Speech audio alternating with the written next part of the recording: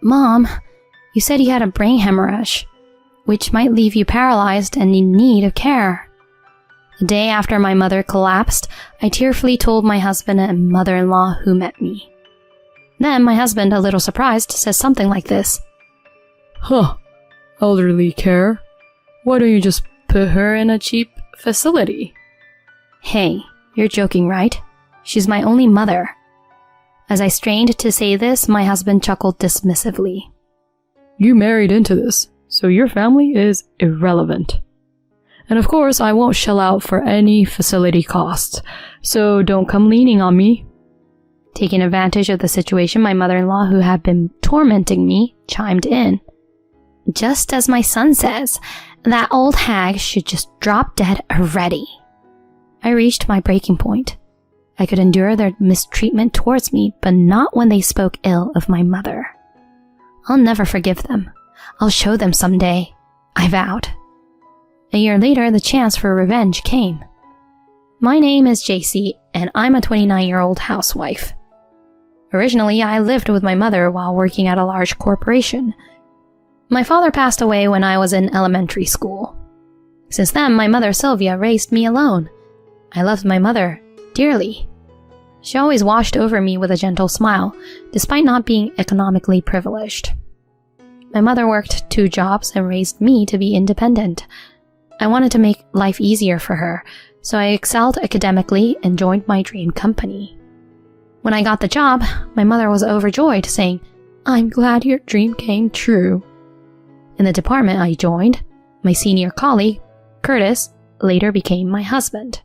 Curtis mentored me as a training supervisor, and our relationship grew intimate. We started going out for meals together, and our relationship officially began with his confession. Quiet and with little romantic experience, Curtis continuously took the lead with me. We progressed smoothly in our relationship, and he proposed to me when I was 26. JC, will you marry me? I'm sure I'll make you happy. Thank you, Curtis. As I blissfully put on the offered ring, Curtis spoke to me. Well then, I need to go and meet your mother, JC. Yes, I'm sure my mom will be happy too. Wrapped in Curtis's embrace, gazing at the nighttime panorama, I felt an overwhelming sense of bliss. After a while, we decided to visit my mother for the wedding announcement. Upon hearing the news, my mother teared up with joy. JC, I'm really happy for you. I'm truly delighted, dear. Oh, Mom, don't cry. Curtis, you've taken good care of my daughter. Please continue to make her happy. Upon hearing this, Curtis straightened his back and replied, Of course. I'll do my best to reassure you. You raised your daughter so well on your own. I will do my best. I looked at Curtis with such reassurance. The following week, it was time to visit Curtis's parents for the introduction. His parents were already divorced, and he was currently living with his mother in their family home. To avoid being disrespectful to my future mother-in-law, whom I was meeting for the first time, I paid attention to my attire and hairstyle. I prepared a high-quality gift of sweets and headed to my future in-law's house. Nice to meet you, I'm JC. When I nervously made this introduction, my future mother-in-law scanned me from head to toe. Oh my, Curtis, you surprised me. I never expected you to bring such a plain person. Hearing these words as the first thing said, I involuntarily froze. That's when Curtis said something like this. Easy there, Mom. Isn't she better than a flashy, extravagant spender? Well, yes, but I was hoping for someone a bit cuter. And this gift box is in poor taste. Couldn't you have brought a cake with a bit more thought? Saying this, she casually tossed the box of baked goods I gave her onto the dining table. I'm sorry. My mother-in-law snorted at me as I got smaller and took a seat. Curtis urged me to sit next to him. So, Mom, I want to marry her. As Curtis announced this, his mother-in-law sighed. Well, Curtis, you are at the age to get married, I suppose. I'll allow it. Oh, thank you. But you, young lady, Why don't you quit your job and move in with me? Huh? I looked at Curtis in panic. I had already communicated to him that I wanted to continue working even after marriage, and of course I assumed we would be living together. But Curtis responded happily. Oh, of course, Mom. That's what being a wife is about, right? I was left dumbfounded. After a while, the gathering dispersed, and when we were alone, I protested to Curtis. Hey, Curtis, I told you I want to work even after marriage. Oh, that? I was planned to have you quit once we got married. What are you talking about? It's awkward to have your wife in the same company. Besides, I don't want to be seen as a man who can't support his wife on his own income. With an attitude that seemed natural to him, Curtis continued, and even though I felt dizzy, I persisted. And what about living together? I thought we would have our own place. Huh? Did we talk about that? I live with my parents, so if you're coming in as my wife, living together is a given. But our homes are far apart. The distance between our parents' homes was about a 2-hour drive, and I was uneasy about being separated from my mother. Unaware of my concerns, he continued. What? Coming in as my wife means leaving your parents' house and entering your husband's house. It has nothing to do with your parents, right? My mom is going to be your mother now. But... So you want to call off the marriage? Your mother would be very disappointed, considering how happy she was. With a threatening tone, Curtis says such things. In the end, I agreed to quit my job and live with his parents. It was tough to leave the company I had worked hard to enter and to move away from my mother, but my mother said this to me. JC, that's what marriage is.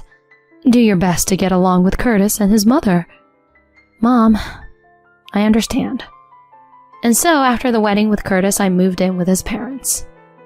On the first day of living together, my mother-in-law told me, From today, all household chores are your responsibility. Do them properly. My mother-in-law didn't work, so I thought household chores would naturally be shared. Still, to avoid conflicts, I reluctantly started unfamiliar household tasks at my in-laws' home. During this time, my mother-in-law watched TV and ate snacks. It seemed she hadn't done much housework before, as their home was quite messy.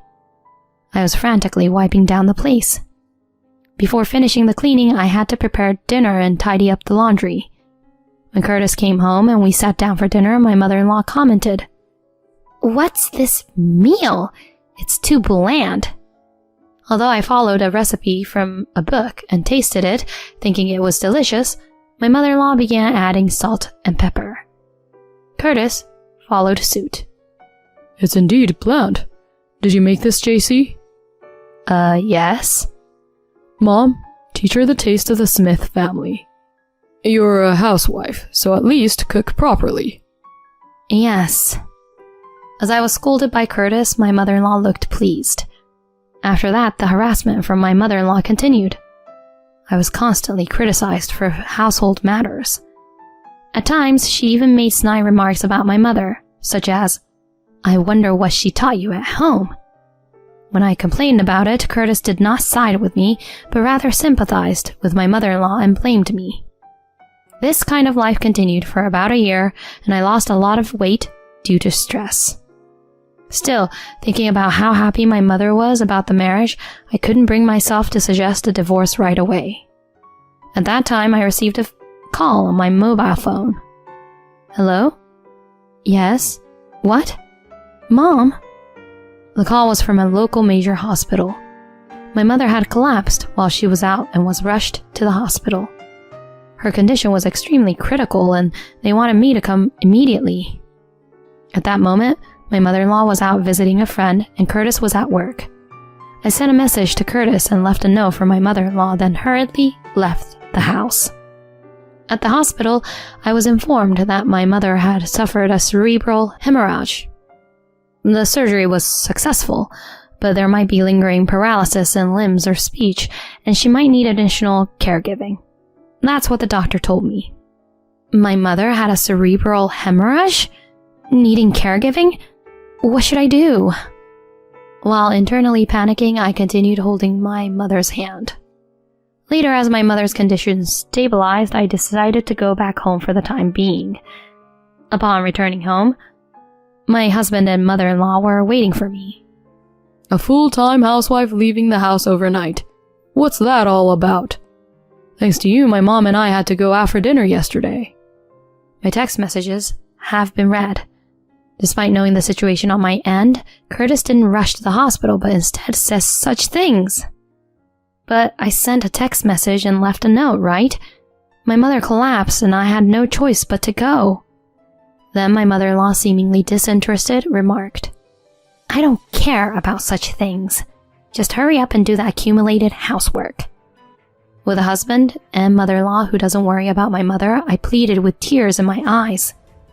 They said my mom had a brain hemorrhage, which could possibly leave her paralyzed and in need of care. Curtis seemed somewhat surprised and responded, Huh? What do you plan to do now? I still don't know, but if caregiving becomes necessary, I'll have to do it. Please understand. Then Curtis came up with this. Huh? Caregiving for an old person? Why not put her in a budget facility or something? Huh? Even my mother-in-law, with a sly smile, joined in, saying, That's right. Don't neglect your household chores over caregiving for your mother.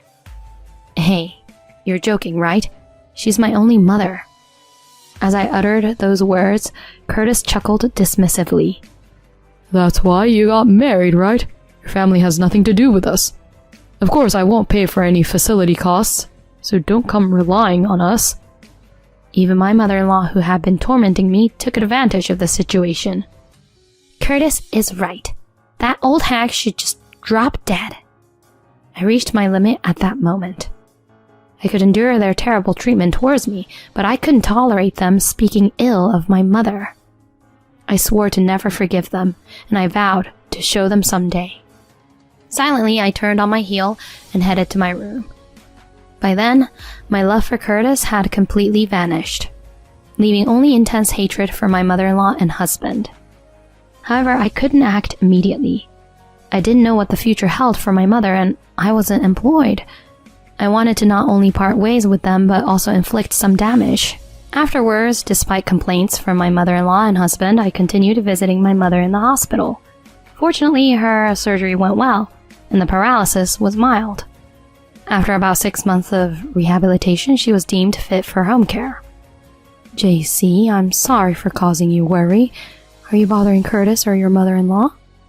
My mother, in the midst of her own struggles, was still concerned about my relationship with my in-laws. I could only hold her hand and smile. Meanwhile, at my in-laws' house, my mother-in-law and husband started criticizing me for neglecting household chores due to my mother's situation. Don't slack off on housework just because of your mother. What kind of daughter-in-law are you? My mother-in-law glared at me as I silently did the housework. Curtis joined in. Yeah, it was tough back then, huh, Mom? I'm sorry for marrying a woman who lacks self-awareness. That's right, Curtis. That's why I opposed the marriage. I should have thought more. I'm sorry for causing trouble for you, Mom. It's not your fault, Curtis. It's all because that woman is a failure. I acted as if I didn't hear their words. Gradually, I stopped talking in this house and became like a household robot. Despite that, my mother-in-law and husband continued their verbal abuse without a care. Meanwhile, I recorded their rants and continued to study for my certifications. I was determined to be able to support myself even after parting ways with Curtis. I kept trying, sometimes in between chores, sometimes even cutting back on my sleeping hours. About a year after my mother fell ill, while doing housework, my phone rang. Are you Mrs. Curtis Smith? Actually, it was an employee from Curtis's company who delivered the message with a tense voice. Curtis had been involved in a traffic accident while out on business and was urgently transported to the hospital. After hanging up the phone, I calmly informed my mother-in-law of the hospital where he was admitted. Curtis had an accident? I must go immediately. You prepare for his hospitalization and come right away, understood? My mother-in-law rushed out of the house with a changed expression. On the other hand, I remained quite composed. I took care of some errands and returned home, enjoying a rare night alone. The next day, I leisurely woke up and headed to Curtis's hospital. As soon as I opened the door to the hospital room, my mother-in-law's angry shouts greeted me. Too late! What are you doing when Curtis is in such a critical condition? I ignored her and approached Curtis's bed. Curtis weakly opened his eyes. Curtis is partially paralyzed. His spine was injured in the accident. My mother-in-law began crying beside the bed, and Curtis meekly spoke. It turned out like this, but I want to go home. JC, I'm counting on you for caregiving from now on. Ignoring his words, I smiled and took something out of my bag. It was the divorce agreement I had received the day before. My part was already signed. Curtis, please proceed with the divorce. Huh?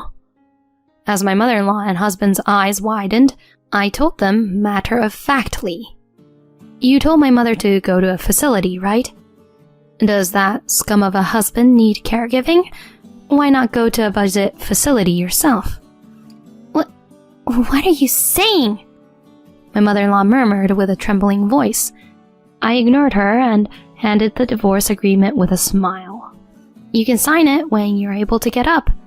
I'll be leaving today, so why don't you and your mother help each other and live together?